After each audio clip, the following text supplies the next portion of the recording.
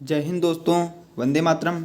मैं सुदर्शन सिंह स्वागत करता हूं आप सभी का अपने YouTube channel Darshan classes with Shiv में एक नई वीडियो के साथ।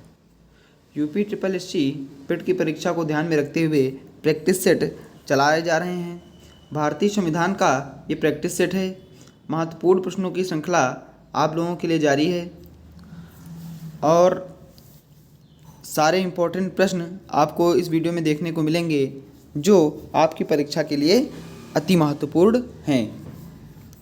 शुरू से लेकर के अंत तक वीडियो देखिएगा और हमारे channel Darshan classes with Shiv को ज़रूर सब्सक्राइब कर लीजिएगा। 100 सब्सक्राइबर के हम लोग बहुत नज़दीक हैं, तो ज़्यादा से ज़्यादा दोस्तों को भेजें और हमारे चैनल को सब्सक्राइब करके बेल आइकन दबा लें, जिससे आने वाली वीडियो आप तक पहुंचती रहें। आने वाली परीक्षाओं के लिए महत्वपूर्ण क्लासेस आप लोगों को यहाँ दी जाएंगी जो कि बिल्कुल निःशुल्क हैं। चलिए आज की क्लास शुरू करते हैं। आज का पहला क्वेश्चन देखते हैं। भारत में स्वतंत्रता के बाद कितनी बार आपातकाल लागू हो चुका है? पहला ही प्रश्न बहुत इम्पोर्टेंट प्रश्न है कि भारत में स्वतंत्रता के बाद कितनी बार आपातकाल लागू हो चुका है। क्या एक बार लागू हुआ है, या फिर 2 बार लागू हो चुका है, या फिर 3 बार लागू हो चुका है, या फिर 4 बार लागू हो चुका है?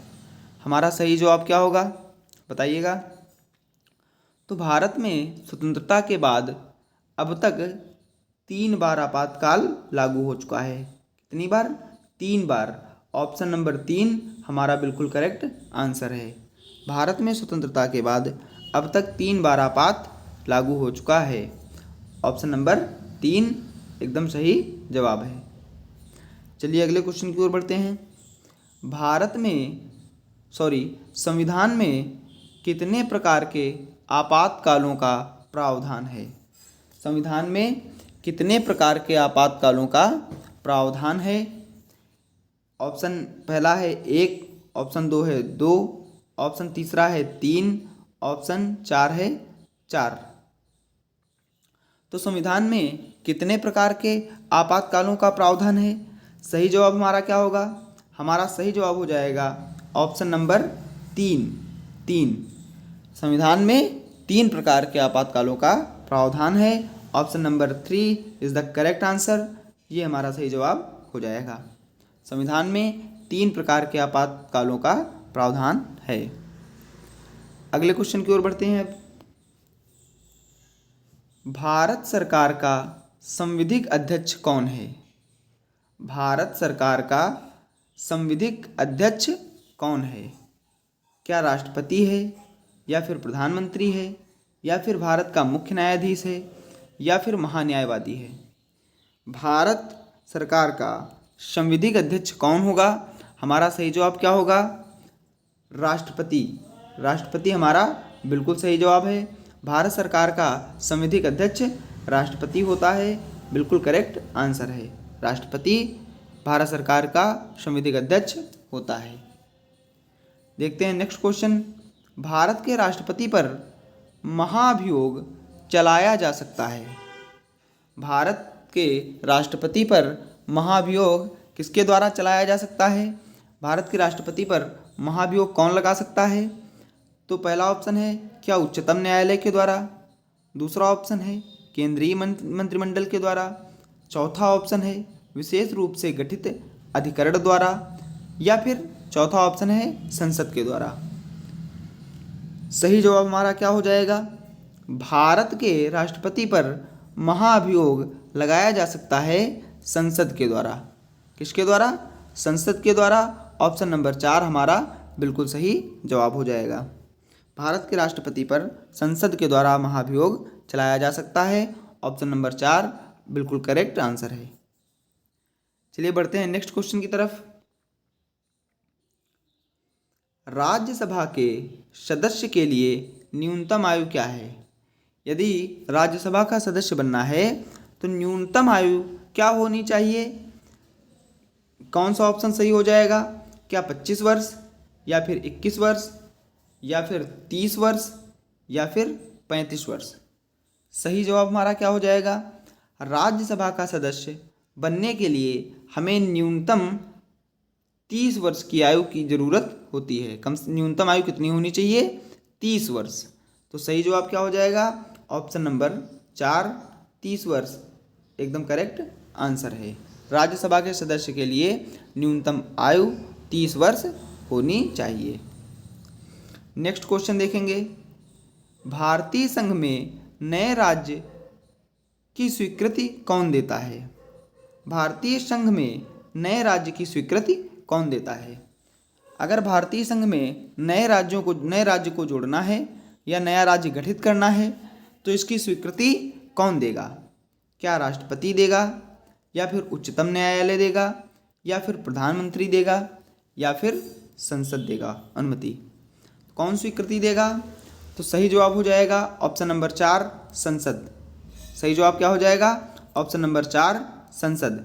भारतीय संघ में नए राज्यों की स्वीकृति संसद देता है। अगर कोई नया राज्य गठित करना है तो संसद ही स्वीकृति देगा, तभी नए राज्य का गठन हो सकता है। चलिए बढ़ते हैं नेक्स्ट क्वेश्चन की तरफ। अगला क्वेश्चन, भारतीय संसद में कितने सदन होते हैं? भारतीय संसद में कितने सदन हैं? भारतीय संसद में कितने सदन हैं?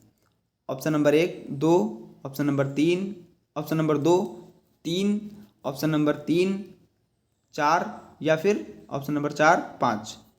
तो भारतीय संसद में कितने सदन हैं देखेंगे। भारतीय संसद में 2 सदन हैं। कितने सदन हैं? 2 सदन हैं। कौन कौन से? राज्यसभा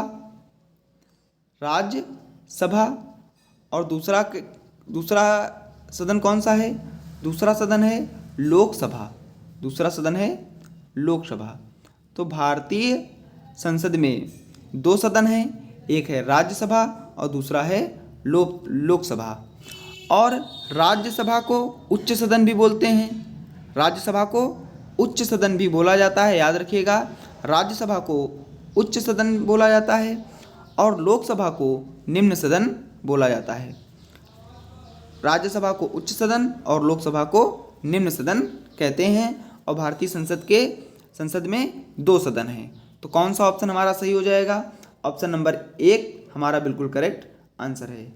भारतीय संसद में 2 सदन हो जाएंगे। पहला है राज्यसभा, इसे उच्च सदन भी बोलते हैं। दूसरा है लोकसभा, इसे निम्न सदन बोला जाता है। आई होप आप लोगों को ये क्वेश्चन अच्छे समझ में आ गया होगा। नेक्स्ट क्वेश्चन की ओर बढ़ते हैं। भारत में लोकसभा के लिए अधिकतम सीटें निर्धारित हैं। तो भारत में लोकसभा के लिए अधिकतम कितनी सीटें निर्धारित हैं? Option number 1 545, option number 2 552, option number 3 560, या फिर ऑप्शन नंबर 4 550। सही जवाब हमारा क्या हो जाएगा? तो भारत में लोकसभा के लिए अधिकतम सीटें 552 निर्धारित हैं। कितनी? 552। ऑप्शन नंबर 2 बिल्कुल करेक्ट आंसर हो जाएगा हमारा। भारत में लोकसभा के लिए अधिकतम 552 सीटें निर्धारित हैं। लोकसभा की कितनी सीटें हैं? 552। चलिए नेक्स्ट क्वेश्चन की ओर बढ़ते हैं। भारत का प्रधानमंत्री बनने के लिए न्यूनतम आयु क्या होनी चाहिए? यदि आपको प्राइम मिनिस्टर ऑफ इंडिया के पद पर जाना है, भारत का प्रधानमंत्री बनना है, तो फिर आपकी न्यूनतम आयु आपकी कम से कम कितनी उम्र होनी चाहिए?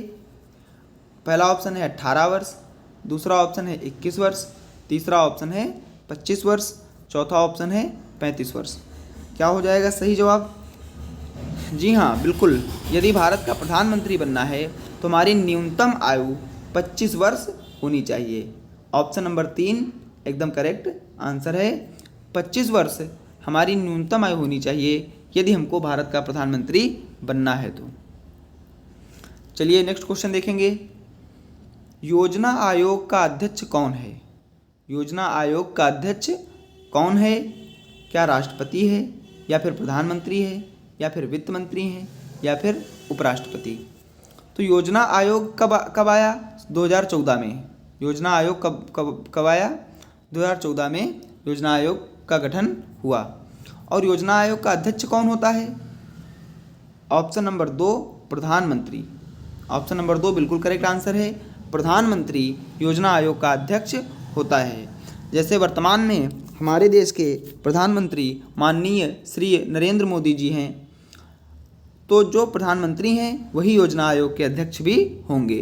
अगर आपसे पूछ लेता है कि वर्तमान में योजना आयोग के अध्यक्ष कौन हैं, तो अगर आपको मिल जाए ऑप्शन में प्रधानमंत्री मोदी जी का नाम, प्रधानमंत्री मोदी जी का नाम, तो आपको वही टिक करना है, क्योंकि योजना आयोग का अध्यक्ष प्रधानमंत्री, वर्तमान प्रधानमंत्री ही योजना आयोग का अध्यक्ष होता है। ऑप्शन नंबर 2 बिल्कुल सही जवाब है। आई होप आप लोगों को क्लास अच्छी लगी होगी। अगर क्लास अच्छी लगी हो तो वीडियो को लाइक करें, दोस्तों के पास शेयर करें, और आपका कितना स्कोर रहा ये कमेंट बॉक्स में ज़रूर पोस्ट करें। हमारे channel Darshan classes with Shiv को सब्सक्राइब करके बेल आइकन दबा लें। 100 सब्सक्राइबर होने में हम लोग 2 सब्सक्राइबर कम हैं, तो ज़्यादा से ज़्यादा लोगों को शेयर करें और चैनल को ज़रूर सब्सक्राइब करके बेल आइकन दबा लें, जिससे महत्वपूर्ण क्लासेस, महत्वपूर्ण प्रैक्टिस सेशन आप लोगों तक पहुंचती रहे। तो मिलते हैं अगली वीडियो में, तब तक के लिए टेक केयर, बाय बाय।